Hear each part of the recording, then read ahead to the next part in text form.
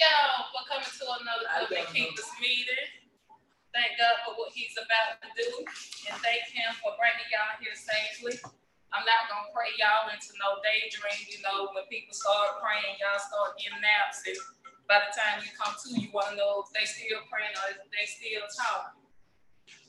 And the fact that everybody here tonight, it speaks volumes. The fact that y'all here means that y'all don't got one of the purposes of the IME Institute, and that's to keep moving forward. Now,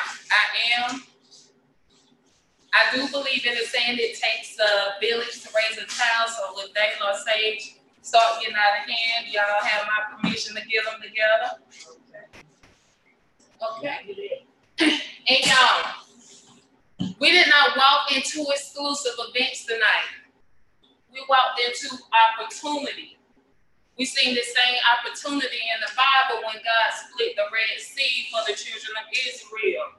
He created the opportunity for them, but it was up to them to do the walk and do the work they needed. So, I'm a Proverbs girl. I love my Proverbs. I'll go find a proverb quick. Any other book in the Bible I need some teaching on, but when it comes to Proverbs, I'm a proverb girl, and I found one for us tonight. Proverbs 11:14. Where there is no counsel, the people fall. But in a multitude of counsel, there is safety. I said that to say we safe, y'all. That's one of the amazing benefits of the IME Institute. You never know where your counsel gonna come from.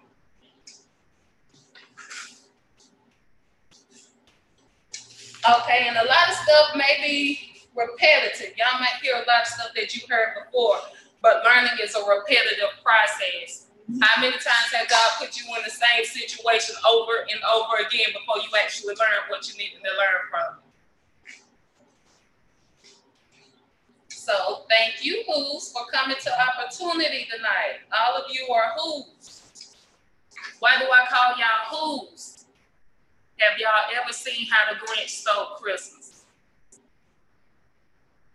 Okay. Okay, so it's a quick, probably about 30 to 45-second window in How the Grinch Stole Christmas, what it was all about. And if you went to get some popcorn, you actually missed what How the Grinch Stole Christmas was about. So, just a rundown, just for some of y'all that didn't raise y'all hand who haven't seen How the Grinch Stole Christmas, I'm going to tell you what happened. The Grinch was a bitter person. You could even say he was hateful. He looked down at the Who's. Every day he saw the Who's in Whoville. He couldn't stand Christmas. He didn't like the fact that they celebrated Christmas. So what he did was he stole their decorations, their Christmas food, their presents, all while they were asleep. And then as if that wasn't enough for him, he stood on this mountaintop and he looked down at the Who's in Whoville and said, what them Who's gonna do now? What them covenant keepers gonna do now? All right. Diane Hager, still couponing. My home never smelled better. I never used those type of air fresheners before. Annie Miller still running her daycare, still pushing us. Timothy Maddox still running businesses. He's still feeding families. And Stephanie Hurt, she's still hurting. And when I say hurting, I'm not talking about her pain. I'm talking about her name. She's still hurting. She's still going head on with them hurt children. She's still instructing. She's still walking, and she's still maintaining. As for me, I'm still moving beyond depression. I'm still walking towards life. I'm still bringing my daughters to get some valuable life lessons. Thank y'all for y'all still. So, now, I'm not saying that everybody that has that question of what you're going to do now is a bitter and hateful spirit, because you might got some family and friends, co-workers that genuinely want to know, what are you going to do now? The first thing we're going to do is we're going to keep our relationship with God. How are we going to do that? See, we're going to do that with consecration. Consecration at the minimum will teach you three things. At the minimum, consecration will help you if you don't already have a relationship with God. It's going to help you to get it. If you already have a relationship with God, consecration is going to teach you to maintain your relationship with God. Second thing consecration will do is to help you become spiritually independent. There was this very important man in the Bible y'all may have heard of. His name was Jesus. He was spiritually independent. He didn't need nobody to tell him who to go talk to, where to go. He was spiritually independent. He didn't have to go to the churches. He was spiritually independent. And the thing about being spiritually independent is you got to be careful. When you get into consecration and you become spiritually independent, you got to be careful. If you're not spiritually independent, what's going to happen until Sunday comes? What you going to do during the week if you're not spiritually independent? I used to be like that. Well, not independent at that time. I used to be dependent on other people, other people's faith. If they didn't have church on Sunday, I just had to sit and wait for Sunday to roll around. I used to seek out people that I thought would and could pray for me. That was BC, before consecration, before I took my first dive into consecration. Now, you got to be real humble when you get spiritually independent, because when you become spiritually independent, you will be sitting around people or in certain organizations, and you will get this look on your face like, I know that one of God. But at IME Institute, we believe in character development. Our previous coach was big on that, developing your character. So once you become spiritually independent, you get your character development and you'll become a non-judgmental believer. The third thing, at the minimum, consecration will do for you is it will guide you to your greatness. Consecration will help you to get in tune with your strengths and weaknesses. One of the steps of consecration that will really help you get in tune with your strength, fasting. Well, don't nothing push you like fasting. So, that's the first thing we're going to do. We're going to keep our relationship with God. The second thing we're going to do is we're going to remain coachable. The minute you cannot be coached, the minute you cannot be taught, is the minute your growth stops. That's the minute your growth stops. Everybody in here can learn something from everybody in here. Even my daughter, Dayla. She teaches me how to be a daughter. Dayla will come to me, she'll say, yes, mama. Come in the room out of nowhere, mama, do you need anything? I said, daughter, let me try that on my mama. Let me see what's the reaction I get. She teaches me how to be a daughter, and we can learn anything from anybody in here as long as we remain coachable. The third thing we're going to do, maintain your change. Say, my change, my responsibility. Anybody? My change, my responsibility. My change, my responsibility. You just took ownership for your change. It's up to you to maintain your change. One thing about it, like it or not, change is constant. Change is constant. We have to stay on our path to change. How we going to stay on our path to change, T? We're going to do it without excuses and without emotions. If you are a covenant keeper, you receive the believer's authority. It is a creed that we move forward without excuses and without emotions. On page 21, in the believer's authority, it says, keep your excuses to a minimum. The first sentence on page 21 of the believer's authority is it tells us we have to stop being so emotional. The covenant keepers right now going through a time where we're expected to be emotional, but our previous coach left us this in the believer's authority. If you are not grounded in your change, in your faith, in your spirituality, you will allow your emotions to block what God is calling you to do. That's not T's words. That's Dr. Antonio's words and Apostle Cheryl Palmer. So anytime y'all feel y'all excuses piling up, anytime you feel that you're getting emotional, pull open your believer's authority and go to page 20 and 21.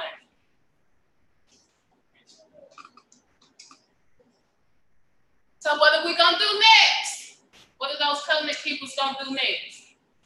We're gonna achieve our goals. The other week, Derek taught us why it was important to take our goals from up here and put it on paper. So after we don't took them from up here and we don't put it on paper, we're gonna achieve our goals. Stay focused on your goals, no matter how big or matter how small. You got to stay focused on your goals and don't become your own distraction. Despite what I'm gonna tell y'all, I can cook. What I'm gonna tell y'all might make y'all think otherwise. The other week I burnt everything I could. I don't got into a habit where I make breakfast for my daughters in the morning before school, just in case they don't like what the school's serving. That's a goal. Every strip of bacon I put in that frying pan, I burnt. The next morning, I burnt every sausage patty I put in that frying pan. That following afternoon, I burnt my broccoli. One morning, I woke up, I said, you know what, I'm gonna get on top of these. I'm gonna make me some Pop-Tarts, go on about my day. I made me some Pop-Tarts, y'all. Burnt my Pop-Tarts. I didn't achieve my goal of sending us breakfast. The reason why is because in the morning, I'm trying to get myself together, I'm trying to get Dayla together, I'm trying to get Sage together, and then I'm running out there trying to make sure the bus is ready for my morning route. I didn't stay focused on my goal. And I say stay focused on your goal no matter how big or matter how small, because if a small goal, like making breakfast, can come with that many distractions, just imagine what the distractions will be with your bigger goals. Y'all, we're gonna achieve our goals. Number 5 on the list. I got this from the book, The Circle Maker. Do the best you can with what you have where we are. That's one thing I say that everybody in here is doing right now. We're doing the best we can with what we have where we are. I don't have further explanation on that. I'm big on encouraging yourself. I had to go through a season where I had to learn that, because in one season, that was my only encouragement. Write yourself a letter. Listen to that song that's going to inspire you. Listen to that movie that's going to inspire you. Encourage yourself. I even took it a step further. I include God in on me encouraging myself, because we believe that the words that we speak, their spirit and their life. Sometimes I just randomly speak words. I speak it out to God, and I want to see how He's going to bring that back to me. Success, prosperity, restoration, determination, energy. Sometimes I do all of that before I get out of bed. Encourage yourself. What are your words that you're speaking? Get you some sticky notes. Write you some motivation on your sticky notes. Put it on the door. Be great. God woke you up again today for a reason. Keep going. You can do it. All right. Be a believer. Be a believer. This is important, y'all, to be a believer. When I first took my dive into consecration, I didn't make it no secret. I didn't keep my spiritual life a secret when I first took my dive into consecration. And somebody came to me, they were going through the exact same thing that I had went through. Their mind was messed up. They asked me to pray for them. And then they said, could you use the oil too? They made a distinct request. That's why it's important to be a believer. You might be the only form of Jesus that's in your apartment complex. You might be the only form of Jesus at your job. You might be the only form of Jesus at your school. Somebody can see the light through you. Do you believe in consecration enough that when somebody comes to you and say, pray for me, you can hand them the consecration steps? That's me praying for you by giving you consecration. Consecration will teach you how to be spiritually independent, so you won't have to be one of the ones that walks around and needs somebody else to pray for you. Be a believer, y'all. I'm a believer in consecration. As a matter of fact, I had this period. I had started spending a lot of time with somebody. A lot of time. They ain't do nothing wrong or bad to me. And at that time, I had started flirting with the idea of getting my CDLs. So I looked up, I'm like, I ain't doing nothing. I got this feeling like you should be doing something. What are you not doing? I told that person, I said, look, I'm gonna do like a spiritual ad, it's part of my spirituality. I want to talk to you for 13 days. A day for each step. So as I took that consecration step that time, it changed my focus. Those 13 days reshifted my focus. By the time I came out of consecration, two things happened. I was ready to go take my test for the CDL, and that connection that I had to that person, it wasn't there no more. Consecration. Be a believer. I believe in consecration. What are we gonna do next? What number 8 say, y'all? Admit and declare. Boy, that's gonna make you walk in your truth right there. Admit and declare. That's gonna make you set some goals if you for real. What you declare should always be better than what you admit.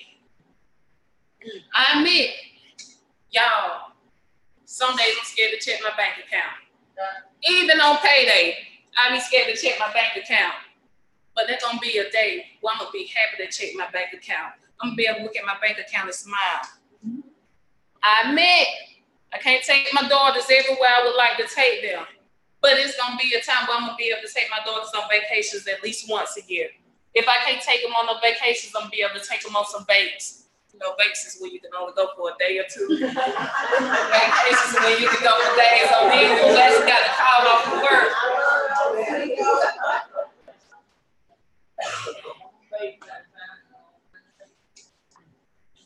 Get out of the past you and walk into who you are.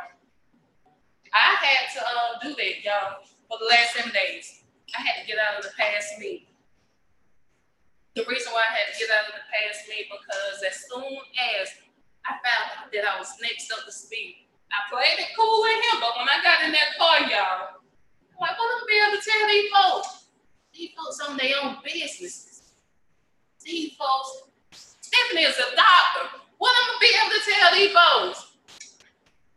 Diane can take a man's money with a deck of cards. What am I gonna be able to tell these folks? But if I was stuck in that past, because a lot of times I still think that I'm that person that I wrote about in the first half of my book.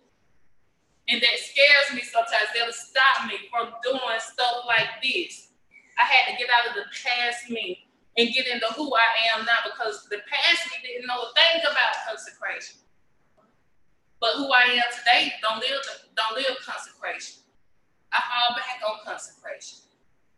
I'm in change. I'm walking towards light. So I had a thing or two to tell y'all. And y'all, unfortunately, I can't be up here long. But I'm gonna go ahead and end it by saying this. Tony Hurt loved us, y'all. I'm gonna tell y'all. Tony Hurt loved us.